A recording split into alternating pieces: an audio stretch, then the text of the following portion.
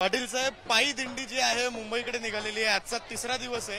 पहिले 2 दिवस बघता हा प्रतिसाद बघून, हा जो प्रतिसाद मिळतोय पहिल्या 2 दिवसात तो बघून कसं वाटतंय? महिला मोठ्या प्रमाणावर सहभागी झालेत, विद्यार्थी सुद्धा आलेत शाळा सोडून. ते काय आहे, समाजाला खूप दिवसाचा न्याय मिळत नाही. माझ्या समाजावर मुद्दाम जाणून बुजून अन्याय सुरू आहे, नोंदी सापडलेला असतो. आणि मी घोषणा केली की मुंबईकडे निघालो माझ्यासह माझा मराठा समाज. ज्यावेळेस गावाच्या शिवा ओलांडायला सुरुवात केली, तालुक्याच्या शिवा ओलांडायला सुरुवात केली, त्यावेळेस मराठा समाजाच्या जिल्ह्यात तालुक्यात गावागावात वाऱ्यासारखे वार्ता पसरली की आपले लेकरं मोठे व्हावेत यासाठी मुंबईकडे निघाले. किमान आपण सगळ्यांनी सगळे कामं सोडून, नोकरदार वर्गांपासून शेतकरी सगळ्या वर्गांना कामं सोडून आपण पोराला आशीर्वाद द्यायला, त्याला पाठिंबा द्यायला गेलं पाहिजे. म्हणून लाखाच्या संख्येनं लोक, जसं आम्ही ज्या रस्त्यावरून चालतो त्या रस्त्याकडे शेकडो गावं जिल्ह्यातले लोक, मराठा बांधव, माता माऊल्यांसह आशीर्वाद द्यायला, पाठबळ द्यायला यायला लागले. 25 तारखेला 26 जानेवारीसाठी मराठा 26 जानेवारीला मुंबईला येणारच. परंतु जे येणार नाहीयेत, जे येणार आहेत ते सगळे बांधव रस्त्यानं आशीर्वाद द्यायला यायला लागले. तर लोक सरकारला हेच कळायला पाहिजे की एवढ्या ताकदीनं हा समाज आता एकवटला. हा समाज आता कोणाचा नाही राहिला. की स्वतःच्या मुलाच्या न्यायासाठी समाज राहिलाय, न्यायासाठीचा समाज आहे. आता स्वतःच्या मुलासाठी लढायला सज्ज झालेला समाज हे एकवटलेला आहे. याची मागणी पूर्ण केली पाहिजे, हे सरकारच्या लक्षात आलं पाहिजे. तुम्ही मुंबईला येणार म्हणताय खरं, पण 26ला आपण पाहायचं झालं तर अजून परवानगी मिळालेली नाहीये. परवानगी संदर्भात काय सांगाल पाटील? परवानगीचा लोकशाहीच्या मार्गानं आम्ही अर्ज दिलेला आहे. कायद्याचा सन्मान केलेला आहे. कायद्याचा सन्मान करून आम्ही अर्ज दिलाय. आता परवानगी सरकारला जर आम्हाला द्यायची नसेल तर ही लोकशाही मार्गाचं आंदोलन आहे. याच्यापेक्षा शांततेचं आंदोलन असू शकत नाही. आणि नाही दिली तर सरकारची सगळ्यात मोठी नाचक्की असणार आहे की लोकशाही आणि कायदा स्वतः सरकारनं पायदळी तोडावं. कायद्याचा जो सन्मान आहे तो तुम्ही केलेला आहे असं म्हणताय, परंतु मग त्याच कायद्यानुसार गुन्हे दाखल होऊ शकतात. तुम्ही परवानगी नसताना मुंबईत गेलात, उपोषणाला बसला. काही नका विचारू राव, गुन्हे कसं काय दाखल होते? आम्ही अर्ज केलाय आणि आम्ही लोकशाही मार्गाने अर्ज दिलाय. आमरण उपोषण करायलो आणि आमरण उपोषण करत असताना परवानगी शिवाय उपोषण करणं, परवानगीला आम्ही अर्ज दिलाय. द्यायचा का नाही परवानगी त्यांच्या हातात आहे. कारण आमरण उपोषणाला परवानगी नाही तर मग काय लोक धिंगाणा घालायला परवानगी देता का? कायदा त्याच्यासाठी आहे का? लोकशाहीनं आम्ही लोकशाहीचा सन्मान केलाय, कायद्याचा सन्मान केलाय.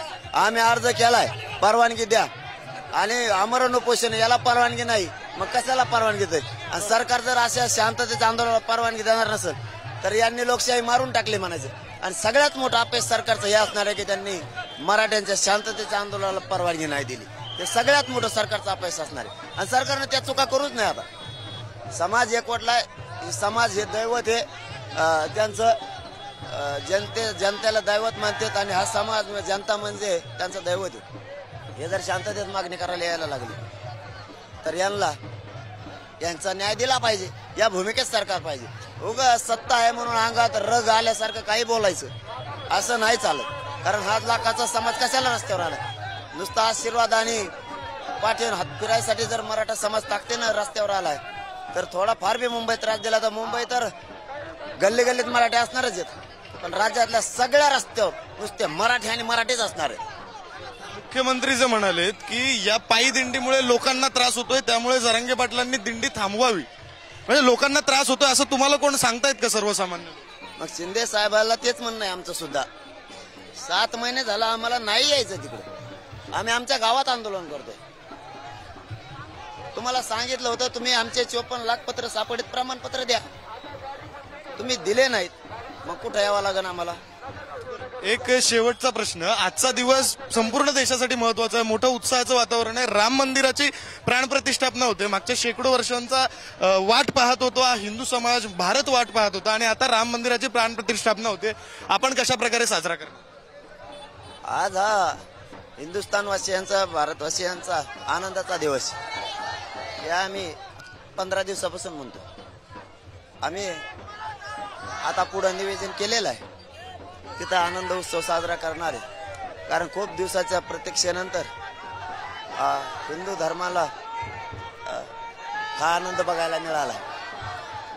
धर्म आणि हा आरक्षणाचा विषय हा कायम वेगळा वेगळा आहे. कारण धर्म हा धर्माच्या ठिकाणी, कारण ते सर्वोच्च व्यासपीठ आहे धर्माचं. पण त्यामध्ये असणाऱ्या छोट्या छोट्या जातीचे जे प्रश्न आहेत ते मांडण्यासाठी हा जातीचा प्रश्न इथं कोणत्या जाती धर्माचा एकमेकाला साथ देऊ शकतो किंवा आपणही कोणाला देऊ शकतो. प्रत्येकाला प्रत्येकाच्या धर्माचा स्वाभिमान आहे. तसा माझ्या धर्माचाही मला गर्व पण आहे आणि स्वाभिमान सुद्धा आहे. तो आनंदाचा दिवस आज आम्ही चालताना साजरे करणार आहे. आरक्षण मिळाल्यावर अयोध्येला जाऊ. निश्चितच तुम्ही माझ्या धर्माचा मला स्वाभिमान आहे असं म्हणताय. त्याचसोबत एक चांगला संदेश काल दिला गेलाय. काल संपूर्ण जी तयारी होती सभेची मुस्लिम बांधवांकडून करण्यात आली होती. त्यानंतर तुमचा मुक्काम सुद्धा मदरशामध्ये होता. नाही, मला आधी मुक्काम कुठे आधी मला माहित नव्हतं. मला खरं बोलायची सवय. परंतु सगळी तयारी मुस्लिम बांधवांनी केली. कारण हा धर्माचा विषय नाही, हा एक गोरगरीब मराठ्यांच्या आरक्षणाचा प्रश्न आहे. त्यासाठी आम्ही मुंबईकडे निघालोय. तर मुस्लिम बांधवांनी त्याची तडे जंग आणि चांगली तयारी केली आणि मुक्कामही त्यांनी त्यांच्याकडे ठेवला. ज्या ठिकाणी मुक्काम करायचा त्या मदरशावर भगवे झेंडे, असं महाराष्ट्रातलं हे पहिलं चित्र असं हे भगवे झेंडे बांधले.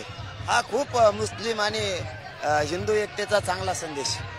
कारण या लोकशाहीत, या संविधानात प्रत्येकाला प्रत्येकाचा धर्माचा अधिकार आहे आणि एकोपानं राहण्याचा सुद्धा अधिकार आहे. एकोपा जर होत असेल तर ही खूप चांगली गोष्ट आहे आणि त्यातले त्यात त्यांना त्यांच्या मुस्लिम धर्माचा स्वाभिमान आहे. मलाही माझ्या हिंदू धर्माचा स्वाभिमान आहे, गर्व पण आहे. कारण ज्याच्या त्याच्या धर्माचा ज्याला त्याला स्वाभिमान असलाच पाहिजे. कारण खूप विविध जातीनं पंथानं नटलेला हा देश आहे. त्यामुळे प्रत्येकाला प्रत्येकाच्या धर्माचा स्वाभिमान, तसा माझ्याही धर्माचा मला स्वाभिमान आहे. परंतु धर्माचा, मुस्लिम धर्म, हिंदू धर्म हा भाग खूप वेगळा आहे आणि आरक्षणाचा हा विषय खूप वेगळा आहे. एका समुदायाला, गोरगरिबांच्या मराठ्यांच्या पोराला आरक्षण लागतं. त्या मागणीसाठी मुंबईकडे निघालो आणि त्यांनी व्यवस्था केली. यात गैर काहीच नाही. आता आरक्षणाचा मुद्दा तुम्ही काढलात म्हणून की बाबा मुस्लिम समाजाची जी आरक्षणाची मागणी आहे त्याला तुमचा पाठिंबा आहे असं तुम्ही मागच्या एका दौऱ्यातच म्हणाला होतात. आज मुस्लिम समाजाने सुद्धा काल तुमच्यासाठी काम केलेलं दिसतंय. धनगर समाजाच्या मागणीसाठी तुम्ही उभे राहणार आहात. तसंच 12 बलुतेदार समाज यांची सुद्धा काही मागणी आहे. त्यांना एक वेगळा उपप्रवर्ग हवा आहे ओबीसी मधून. या सगळ्यांना तुमच्या भविष्यात पाठिंबा राहणार आहे मराठा आरक्षणाचा निर्णय लागल्यावर? 100% आपण बोललं की करतो ना. मी पाठीमागच सांगितलं होतं, हा ज्वलंत मुद्दा आहे मराठा आरक्षणाचा, ज्वलंत. हा मुद्दा एकदा मराठ्यांचा मार्गी लागला कारण हा अगोदर हातात घेतलेला आहे. धनगर बांधवांचं आरक्षण, ओबीसी बांधवांचा काही वेगळा प्रवर्ग, 12 बलुतेदारांचा आणि मुस्लिम बांधवांचं आरक्षण हे कसे देत नाही तेच मी बघतो आणि बघणारच हे कसे देत नाही. आता एक शेवटचा प्रश्न विचारतो, कारण आता 2 दिवस झालेले आहेत तुमच्या पदयात्रेला, पायी दिंडीला.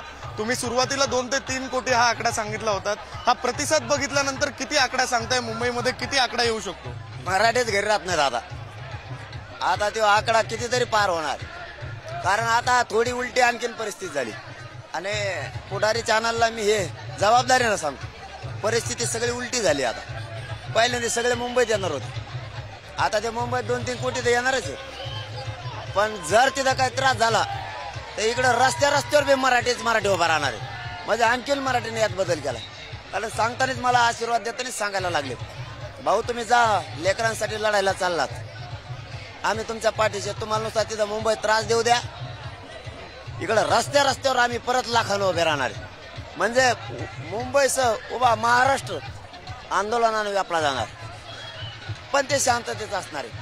आणि मी मुंबईकडे निघालोय.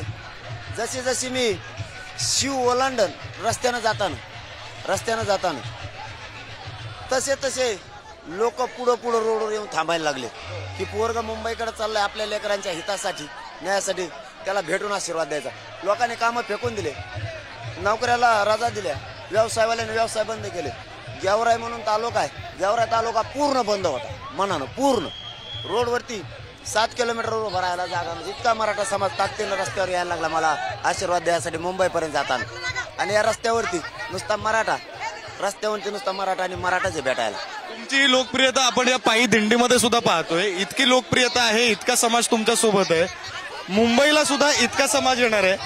पाटील साहेब, सोयी सुविधांवर प्रश्नचिन्ह निर्माण होईल तो भाग वेगळा आहे. परंतु तिथे ओबीसीचे नेते असं म्हणतायत की आम्ही सुद्धा 26 तारखेलाच आझाद मैदानावरच आंदोलनाला बसणार. त्याच्यामुळे कायदा व सुव्यवस्थेचा प्रश्न निर्माण होईल. काय करायचं हा सरकारचा भाग आहे. आमचं तर आम्ही हक्काचं मागतोय, परंतु काय असतं माहितीये का, प्रत्येकाला आंदोलन करण्याचा अधिकार आहे. आम्ही त्यांना करू नका म्हणू शकत नाही, पण असं केलं आमचं करा टायमाला, आम्ही आंदोलन करा टायमाला ते करणार, आमच्याची वेळ गेल्यावर त्यांच्यावर वेळ आल्यावर मग आम्ही असं केलं जमन का? प्रश्न निर्माण झाला तर जबाबदार कोण असेल, कायदा आणि सरकार.